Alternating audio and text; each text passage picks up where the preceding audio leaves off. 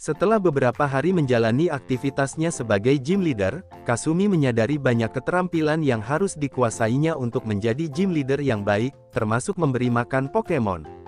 Saat dia memberi makan para Pokemon, Psyduck yang tidak bisa berenang malah jatuh ke kolam renang. Dengan cepat Kasumi menyelamatkannya, memperingatkannya untuk lebih berhati-hati ke depannya. Setelah itu dia mendengar ada seseorang yang memanggilnya, dan terkejut melihat ada Kenji di depan pintu masuk. Kenji menjelaskan bahwa Prof. Okido yang menyuruhnya datang ke sini, untuk melihat apakah Kasumi membutuhkan bantuan dengan merawat Pokemon-Pokemonnya. Kasumi mengungkapkan dia kesulitan mengajari Psyduck berenang, dan Kenji pun bersedia untuk membantunya mengajari cara berenang. Kenji memulai dengan mengajak Psyduck melakukan gerakan melingkar dengan lengannya. Selanjutnya Psyduck harus terbiasa dulu dengan nuansa air. Namun saat kakinya menyentuh air, Psyduck menjerit dan lari ketakutan. Setelah Kasumi membawa Psyduck kembali, Kenji menyarankan untuk mencari cara yang lebih menyenangkan untuk membiasakan diri dengan air. Ini nampaknya berfungsi karena Psyduck yang menggunakan pelampung sangat senang berada di kolam renang. Berikutnya Kenji meletakkan wajahnya di dalam air dan mendorong Psyduck untuk melakukan hal yang sama. Namun begitu paruhnya menyentuh air, Psyduck menjerit ketakutan dan melarikan diri lagi. Di saat yang bersamaan, Sakura dan Espeon yang merupakan teman lama Kasumi berada di depan pintu masuk, merasa cukup percaya diri untuk mengadakan pertempuran melawan gym leader.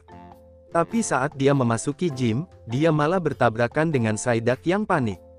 Kasumi langsung meminta maaf dan menanyakan ada keperluan apa Sakura datang ke sini.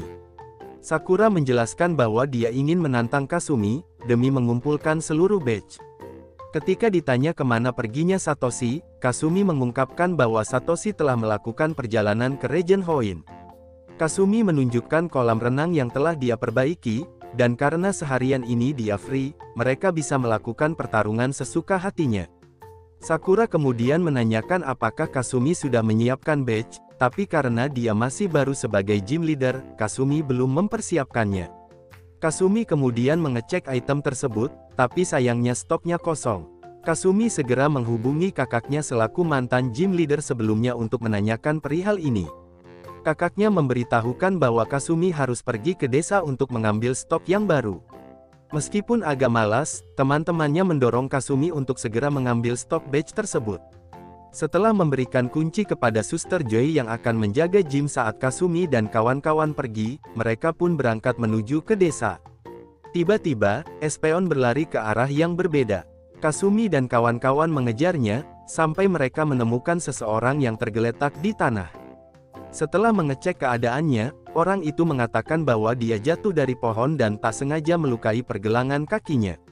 Setelah membalut kaki yang terluka, mereka menanyakan apa yang sedang dilakukan oleh orang itu. Kinzo pun memperkenalkan dirinya sebagai pembuat badge. Kasumi pun menyampaikan bahwa dia kehabisan stok dan membutuhkan banyak badge untuk mengisi kekosongan itu. Tapi untuk mendapatkannya tidak segampang itu, dan Kasumi harus membuktikan dia layak untuk mendapatkannya. Bahkan Kinzo yang sedang memanjat pohon untuk mencari bahan baku pembuatan badge, harus mengalami luka-luka seperti ini. Tapi tenang saja, karena Kenji dan Sakura akan membantu Kasumi untuk mendapatkan bahan itu. Menjelang subuh, Kinzo membangunkan mereka lebih awal, karena membutuhkan waktu yang lama untuk membuat satu badge saja, jadi aktivitasnya harus dimulai sejak pagi hari sekali. Selanjutnya mereka harus memotong kayu yang digunakan untuk memanaskan logam.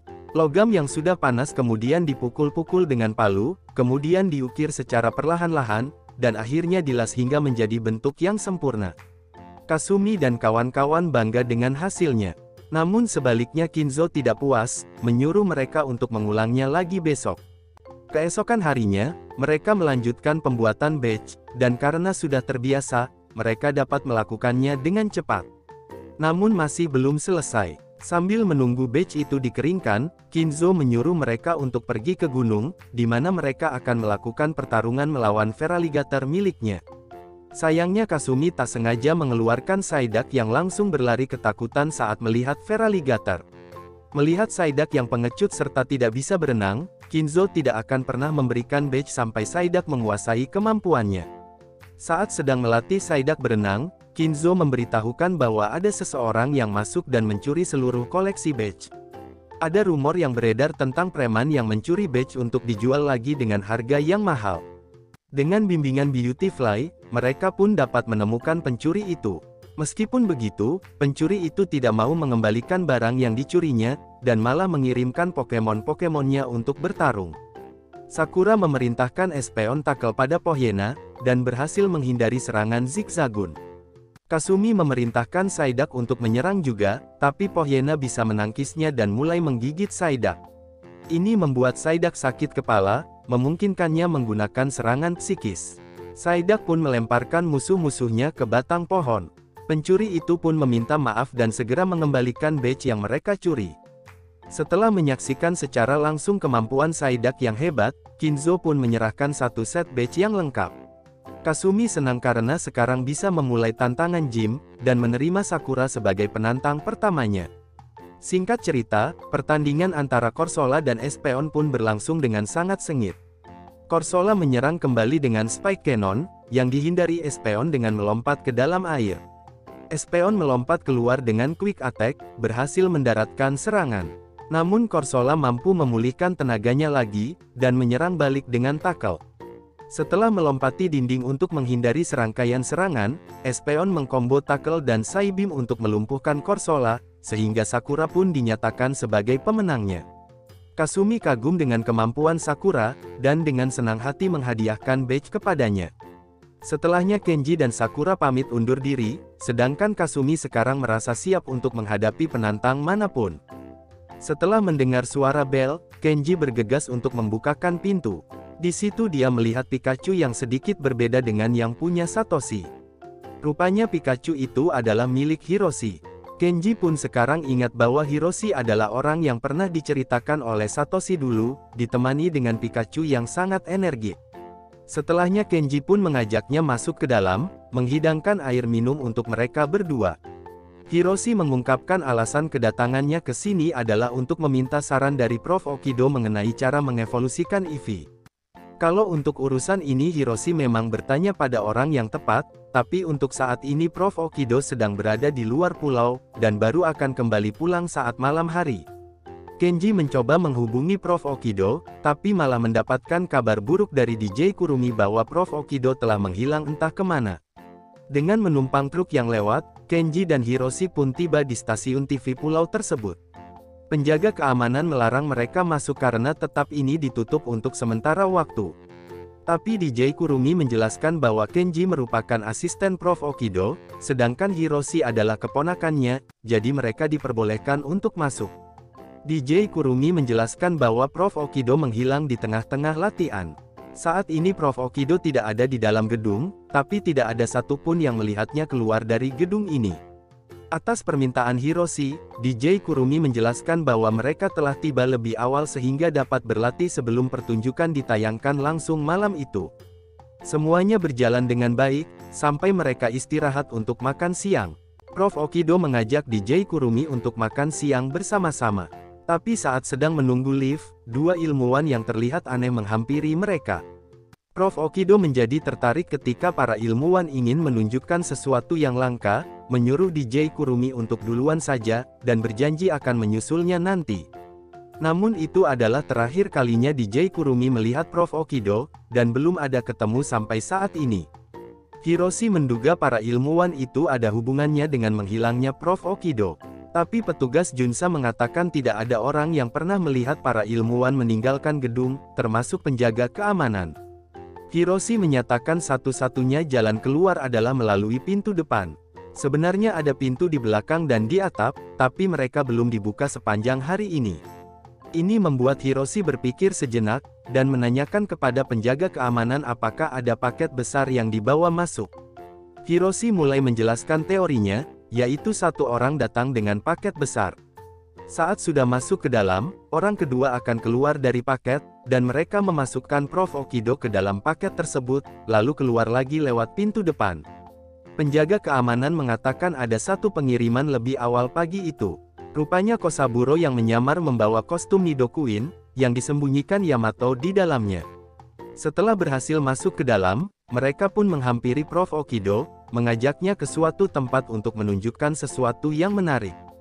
Tapi tim Rocket malah menyebarkan gas tidur untuk melumpuhkan Prof Okido, lalu membawanya keluar dengan memasukkan Prof Okido ke dalam kostum Nidoqueen yang sudah dipersiapkan tadi. Kecurigaan Hiroshi mulai terbukti, ketika penjaga keamanan menceritakan bahwa satu orang masuk dan dua orang keluar, dengan boneka Nidoqueen yang sama. Petunjuknya adalah truk yang mereka kendarai memiliki tanda Pidgeot. Setelah mengumpulkan bukti-bukti ini, mereka pun bergerak untuk menghentikan tim Rocket. Ketika Yamato dan Kosaburo dalam perjalanan menuju titik pertemuan, dengan Prof Okido yang diikat di belakang, mereka ingat dengan misi yang diberikan oleh Dr. Namba. Sebagai bagian dari proyek akselerasi power Pokemon Secret, Dr. Namba membutuhkan informasi dari Prof Okido untuk kemajuan proyeknya. Setelahnya mereka pun berbelok sesuai dengan titik pertemuan. Sementara di pos pemeriksaan, petugas Junsa mendapat kabar bahwa tidak ada truk yang cocok dengan deskripsi yang disebutkan yang berjalan keluar pulau. Oleh karenanya Hiroshi pun mengeluarkan Taillow, menyuruh Pokemonnya untuk mencari truk itu. Namun Taillow tidak tahu seperti apa Pidgeot itu, jadi Kenji membuatkan gambarannya, dan Taillow pun segera terbang ke udara. Di gudang yang terbengkalai, Prof Okido akhirnya sadar, meskipun dirinya diikat ke kursi. Yamato dan Kosaburo kemudian menghubungi Dr. Namba, yang menjelaskan tentang virus bernama Pokerus, yang dapat membuat Pokemon yang sakit berevolusi pada tingkat yang lebih cepat. Namun semua spesimennya sudah mati. Jadi Dr. Namba menyuruh Prof Okido untuk menceritakan semua hal yang dia tahu mengenai Pokerus, dan di mana mereka dapat menemukan item tersebut. Walau bagaimanapun juga, Prof Okido tidak mau berbicara, jadi Yamato dan Kosaburo memulai penyiksaan dengan mengikis paku pada sepotong kaca, membuat Prof Okido jadi ngilu. Namun Prof Okido menyatakan bahwa dia tidak akan pernah berbicara dan memilih untuk bungkam saja, jadi Yamato dan Kosaburo terpaksa melakukan penyiksaan berulang kali.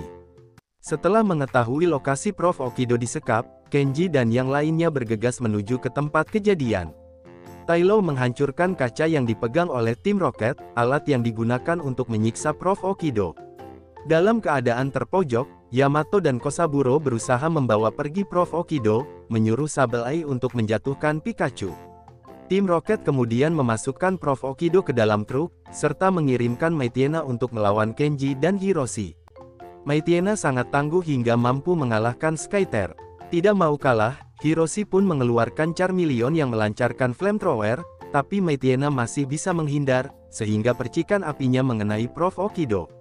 Prof Okido yang kesakitan berlari hingga menabrak tembok.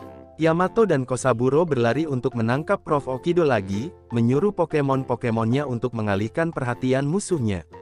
Pikachu melancarkan Thunderbolt, membuat Sableye jatuh menimpa Maitiena. Charmeleon kemudian melancarkan Fire Spin ke arah mereka berdua, hingga terpental ke arah trainernya sendiri.